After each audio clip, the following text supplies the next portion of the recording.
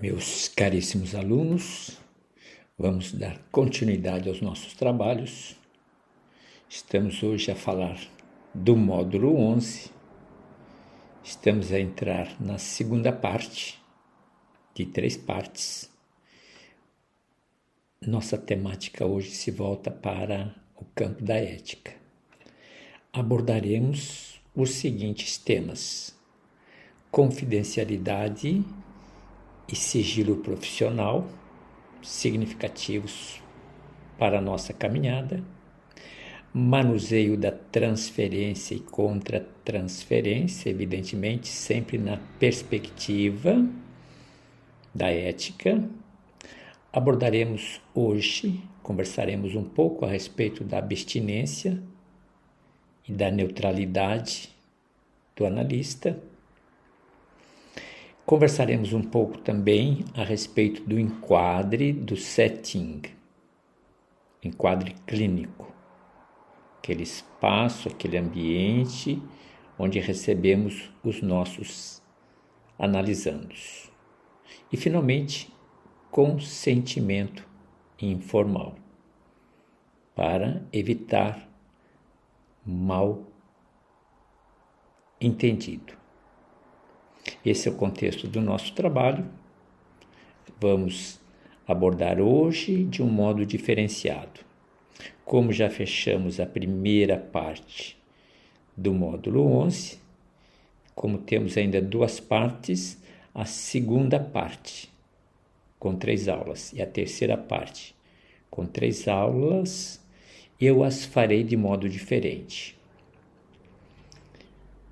A partir de hoje, deixo de trazer a vocês a mensagem do bom dia em termos de áudio e em termos de conteúdo.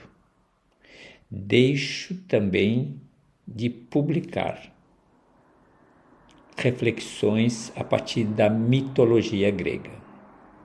Acredito que já tenhamos o suficiente, temos um bom material para estudos por uns bons anos. Continuo trabalhando e apresentando a vocês uma visão geral, sempre de 5 mapas mentais, acompanhados de 5 artigos. Continuo trabalhando sempre um tema de Zimmermann, voltado à questão da organização e estrutura do nosso trabalho, do trabalho terapêutico psicanalítico. Continuo a trabalhar uma redação por aula e um texto reflexivo no campo da neurolinguística. Uma redação, um texto de neurolinguística e um comentário sobre uma produção cultural, uma obra que venha sempre ao encontro das nossas necessidades. Estas são as mudanças para o segundo bloco do módulo 11. Provavelmente tenhamos mudanças para o terceiro bloco do módulo 11. Sejam bem-vindos ao nosso trabalho. Estamos cada vez mais ansiosos pela finalização, ansiosos e na esperança do fechamento do nosso curso de psicanálise. Para a reflexão de hoje, chamo a atenção da necessidade e do lugar do sigilo profissional, uma tecla que estamos a bater sempre nas reflexões da importância do sigilo profissional, da ética, da confidencialidade. Sigilo profissional no meu trabalho. Um outro elemento importante na relação com o analisando, uma atenção às expressões das nossas emoções. Precisamos trabalhar, estar atentos às nossas emoções para termos consciência dos limites do nosso envolvimento emocional com o analisando. Vamos trabalhar também uma terminologia técnica, abstinência, Abstinência é essa capacidade de contermos nossos impulsos e nossos desejos nas relações que acontecem entre terapeuta e analisando. Finalmente, pensar com muito carinho o lugar do setting. Nesse espaço, garantir a regularidade da organização, dos comportamentos, do nosso trabalho. E, finalmente, reforçar o lugar do consentimento. Informar sempre, ao analisando, dos movimentos, dos passos, dos progressos, dos insights, e sempre com anuência, sempre com a permissão e conhecimento do analisando, para evitar mal-entendidos e para se garantir uma relação saudável, onde a dignidade sempre é preservada. Passo agora, sem muitas delongas, nessa nova modalidade, a apresentar os recursos organizados para o nosso encontro de hoje. Importante a leitura, mais que a memória, a leitura, o contato, para que se crie familiaridade. Os textos são interessantes, são significativos, alguns se apresentam dentro de uma dimensão de nível de aprendizagem que chamamos de intermediário ou avançado, mas vale a pena a imersão. Nessa altura, terceira parte do nosso curso, já estamos municiados, já estamos preparados para aceitar os desafios da complexidade da psicanálise. Bem-vindos ao nosso trabalho, muita coragem, muita esperança. Como sempre dizia nos primeiros encontros, sem bloqueios, sem travas. Um espírito de abertura para experimentarmos os desafios da psicanálise. Então, vamos à nossa visão geral dos temas. Eu as comentarei, em seguida aos mapas e em seguida aos artigos. Sejam bem-vindos. Muita energia. Vamos à nossa luta. Como conversávamos há pouco, estamos diante da visão geral. Estamos então no módulo 11, segunda parte, organização e estrutura, e dentro da organização e estrutura, o lugar da ética. Os temas de hoje: confidencialidade e sigilo profissional, importância do respeito, a privacidade do paciente e a manutenção da parte do paciente da confiança. Quando se quebra a confidencialidade, a confiança vai embora. Não vamos ler e apresentar em detalhes o texto, apenas umas ideias provocativas. O sigilo profissional assegura que o paciente se sinta seguro para expressar seus pensamentos, emoções e conflitos mais íntimos, sabendo que essas informações serão tratadas com absoluto respeito e privacidade. Um princípio aos novos psicanalistas. De cabeceira. Um segundo ponto a ser trabalhado hoje: manuseio da transferência e da contratransferência, a experiência que nós fazemos, ou analisando se projeta no terapeuta, e o terapeuta, o psicanalista, em reagindo, se projeta, experimenta as emoções partilhando, coanalisando. compreender e manejar adequadamente esses fenômenos sem prejudicar o paciente. No entanto, é importante que você, analista, esteja preparado para lidar com essas projeções sem se envolver emocionalmente, sabendo que o fenômeno acontece. Mantendo a neutralidade, a aula passada dizia um pouco das observações de Zimmermann a respeito da neutralidade.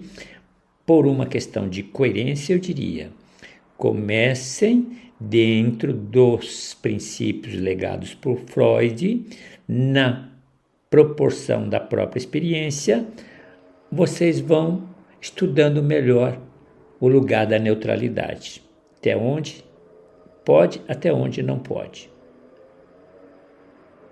Avançar sobre a neutralidade para não invadir a subjetividade, ou deixar a neutralidade para contribuir com a subjetividade, é um processo de progressão de maturidade.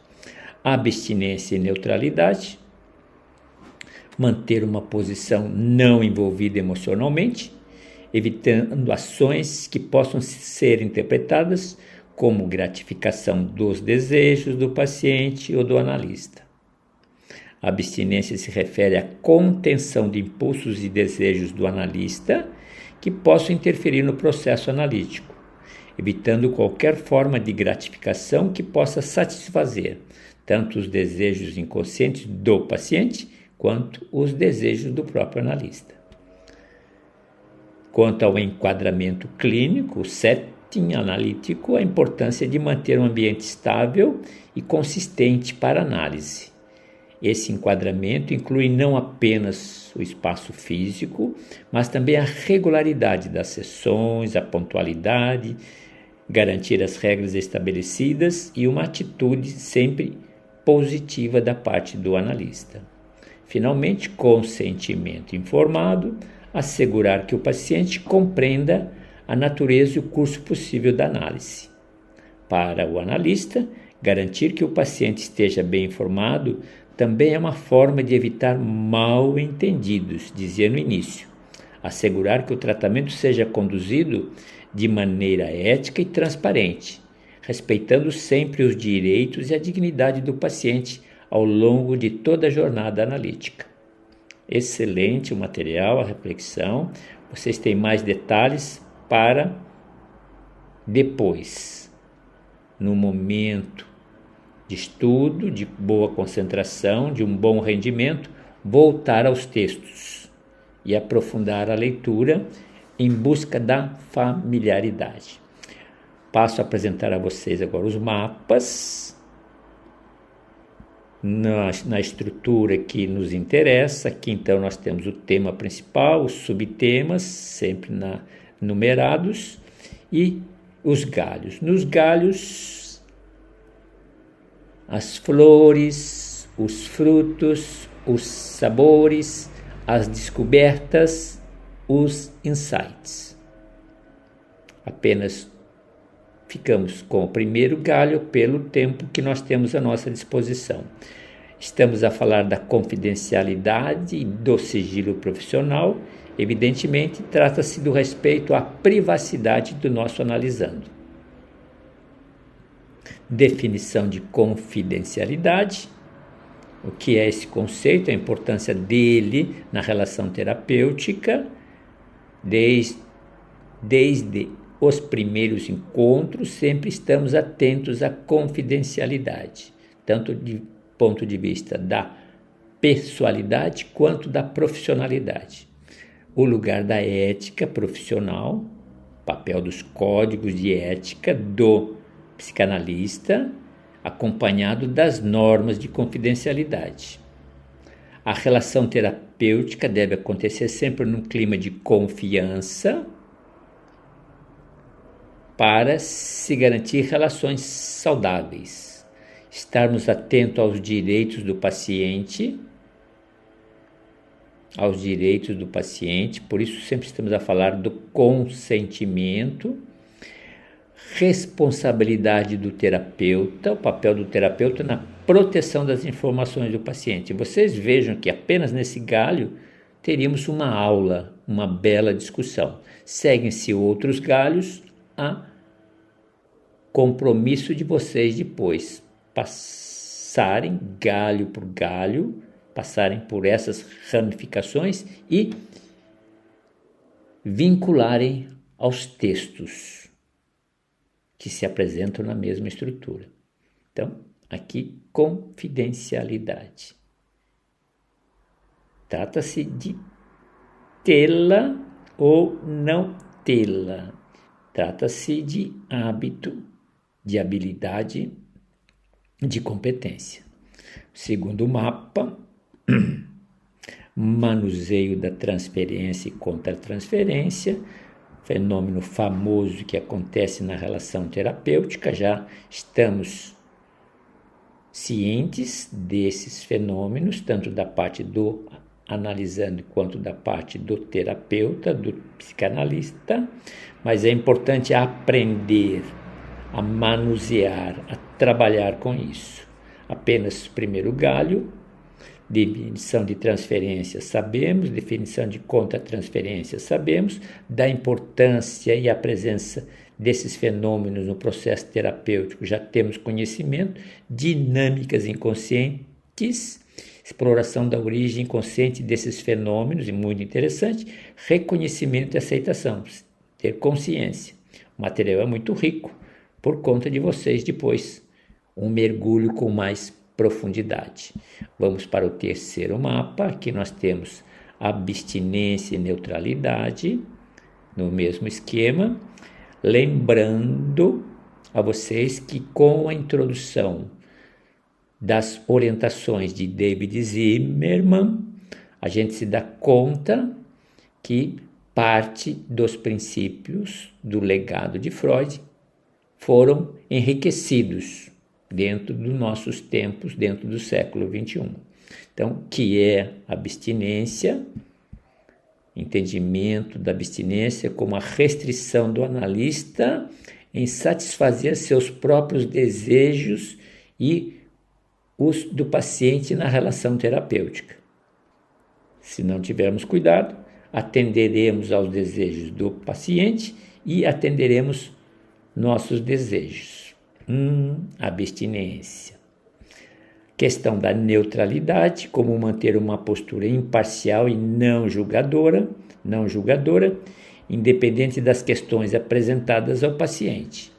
Evidentemente, com David Zimmerman, nós daremos conta da questão do lugar da subjetividade do analisando e da subjetividade do analista. Evidente, com a maturidade, pode-se pensar diferentemente a questão da neutralidade. Importância na psicanálise, no espaço terapêutico, atenção para se garantir os insights necessários, o fundamento teórico, o que sustenta a prática da abstinência da neutralidade, você já tem conhecimento, objetivos terapêuticos, como a abstinência e a neutralidade contribui para os objetivos terapêuticos de compreensão e resolução de conflitos internos. Material muito interessante, vocês deem continuidade. Próximo mapa mental, enquadramento clínico, setting analítico, apenas o primeiro galho, o tema, os subtemas, ficaremos apenas no primeiro, o que é o enquadramento clínico, preciso entender esse conceito e a sua importância e relevância, componentes do setting analítico, descrição de componentes físicos, temporais, emocionais, interessante, consistência e estabilidade, importância de se manter a consistência e estabilidade no ambiente, nossa segurança e contenção, papel do enquadramento na criação de espaço seguro ao paciente e ao analista, limites e estrutura, estabelecimento de limites claros e estrutura com uma base boa para se garantir o trabalho analítico. Muito interessante o material, por conta sempre de vocês. Estou a apresentar a riqueza, a beleza a qualidade dos recursos das informações. E, finalmente, consentimento informado.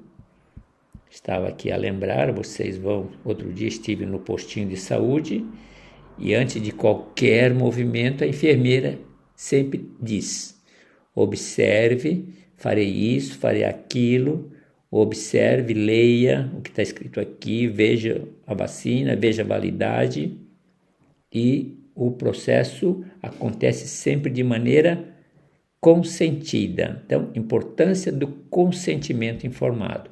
Apenas o primeiro movimento, a autonomia do paciente, respeitar a autonomia e o direito do paciente em tomar as decisões a partir das informações do terapeuta, do psicanalista.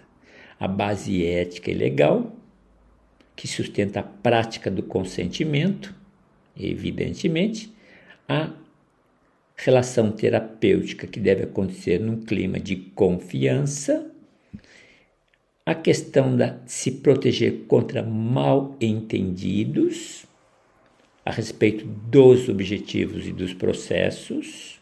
Atenção, veja a importância do consentimento. E empoderamento do paciente. Promover o empoderamento do paciente por meio da informação e compreensão. 5 mapas ricos de conteúdos de informações.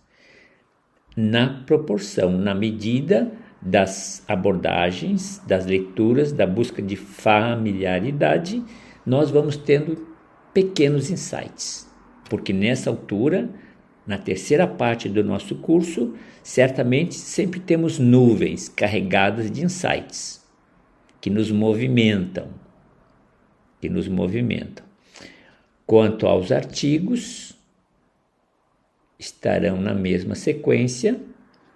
Então, nós temos o primeiro artigo vinculado ao primeiro mapa, confidencialidade e sigilo profissional, reflexões, conexões com a psicanálise freudiana. Vocês vão perceber que os subtemas acompanham os mapas mentais. É uma leitura leve, como se trata de muitas palavras, vejo aqui 2.581 palavras. Talvez seja um dos maiores textos já colocados aqui. Provavelmente, 9 páginas, 9 a 10 páginas. Leiam com tranquilidade, por isso eu mantive os parágrafos maiores, em lugar de trabalhar com parágrafos menores. Mas permite uma leitura serena, uma leitura tranquila. É palatável, uma linguagem adequada a vocês, respeitando o processo de aprendizagem. Perfeito? Primeiro artigo, confidencialidade. Trata-se de um hábito, trata-se de uma habilidade e que deve ser uma competência. Meu terapeuta, meu psicanalista é ético, garante a confidencialidade do tratamento, da relação terapêutica. O segundo artigo, aqui nós temos um com 1.400 palavras, manuseio da transferência e contra-transferência. Um fenômeno sensacional, um diferencial na psicanálise. Diria, a psicanálise seria psicanálise se não existisse transferência e contra-transferência? Parece-me que sem transferência e sem contra-transferência, a psicanálise não se sustentaria. Tal a riqueza dos insights, dos caminhos que aí descobrimos para trabalhar os conflitos psicológicos. Perfeito? Uma leitura. Terceiro artigo, abstinência e neutralidade, na mesma perspectiva, sabendo que no século XXI nós já temos algumas orientações que agregam novas abordagens e novas posturas. Vamos para o quarto artigo, enquadramento clínico e setting analítico, também na mesma perspectiva, aqui de uma forma argumentativa e de esclarecimento, fornecendo sempre nos artigos nos artigos novas informações que devem ser agregadas ao repertório psicanalítico de vocês. Finalmente, esse aqui é o quarto, o quinto, consentimento informado. Uma maravilha. Consentimento informado é um pilar, uma pedra fundamental na prática psicanalítica, que garante que o paciente compreenda plenamente a natureza, os objetivos, os possíveis desdobramentos da análise.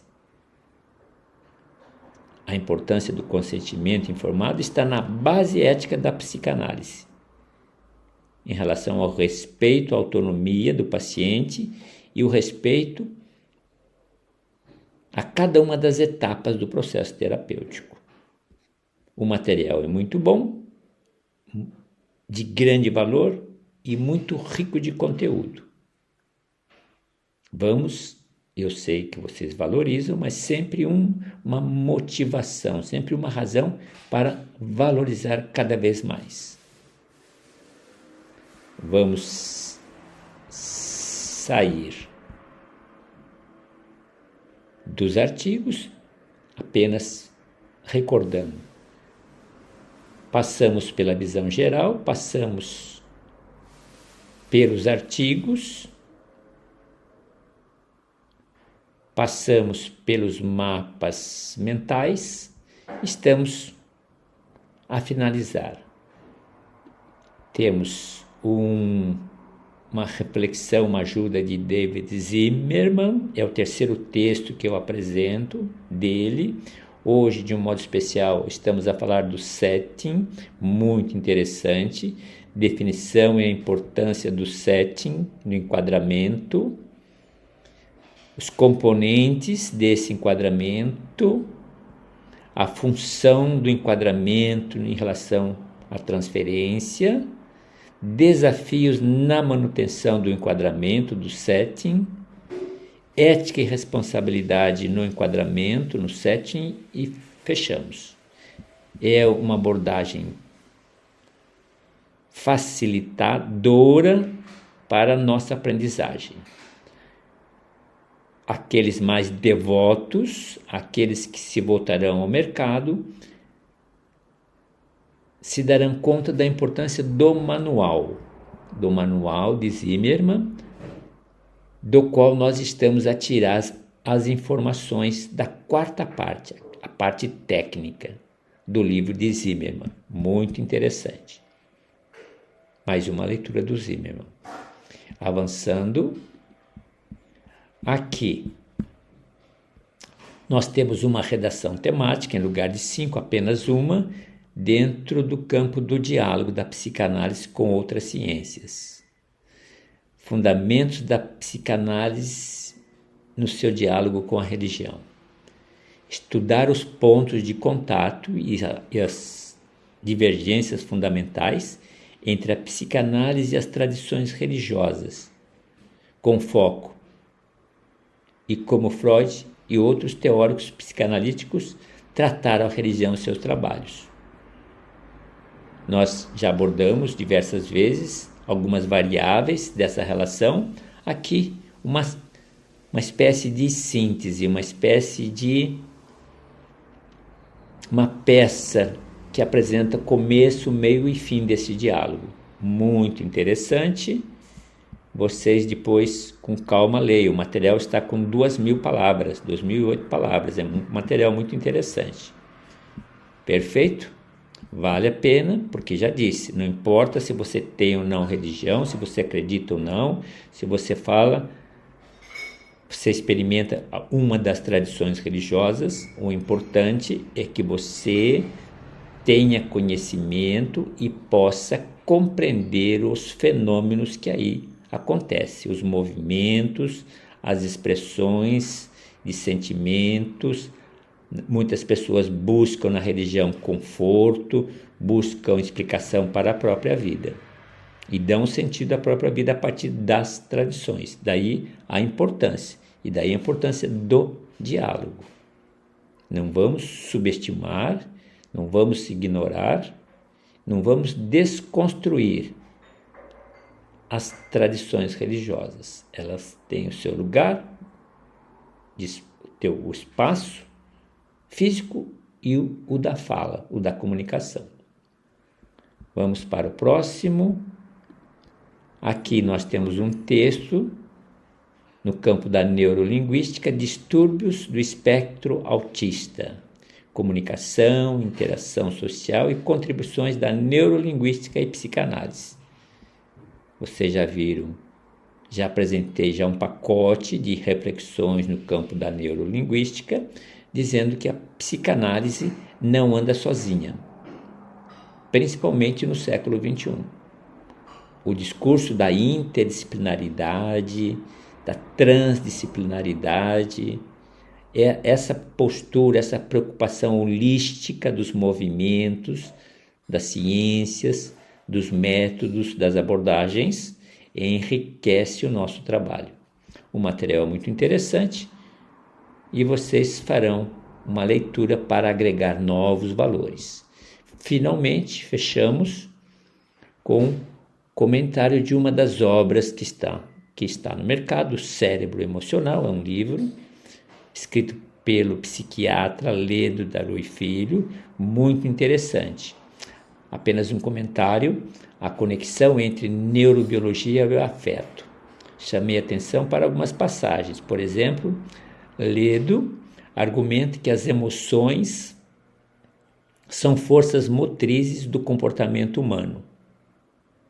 As emoções têm impacto no comportamento humano. Uma ideia que encontra paralelo nas teorias psicanalíticas, verdade. As emoções têm impacto em nosso comportamento.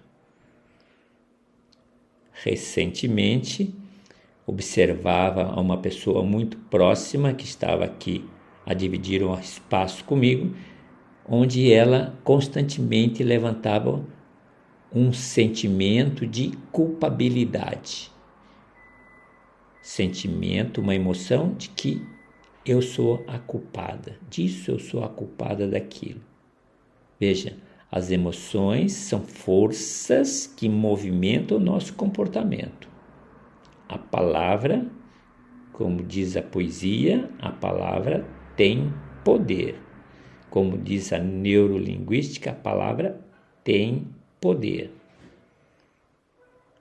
As emoções são forças motrizes do comportamento humano, verdade. E ele vai abordar uma outra questão interessante, falando do papel das emoções na formação da memória. Ele diz o seguinte: o que o cérebro emocional acrescenta a essa discussão é a explicação de que as emoções influenciam a consolidação e a recuperação das memórias no nível neurobiológico. Muito interessante. Uma outra abordagem do livro interessante, o cérebro emocional, revela como o cérebro está programado para criar e manter laços afetivos, o cérebro, mostrando que esses laços não são apenas uma construção, aqui ele quebra, uma construção social, mas têm raízes biológicas profundas. Muito interessante a tese. Bem, depois vocês leiam essa breve resenha, um comentário bem de iniciação. Aqueles que se interessarem, busquem o livro, busquem a obra. Meus caríssimos alunos, com isso, estamos aí com 30 minutos, um bom tempo. Apresentei a vocês a nossa reflexão de hoje, nossa aula, nosso encontro, no contexto da ética, chamando a atenção para algumas mudanças provocadas para essas 3 aulas. Primeira aula hoje, temos mais 2 aulas nesse mesmo modelo, e logo entraremos na terceira parte do módulo 11, com mais 3 aulas. Assuntos, informações interessantíssimas, riquíssimas. Certamente o paladar de cada um de vocês está muito afinado para sentir o sabor, o tempero dessa iguaria que nós estamos chamando de psicanálise. Bom estudo, bom trabalho e até nos vermos novamente, sempre sedentos de mais informações, de mais conhecimentos. Au revoir.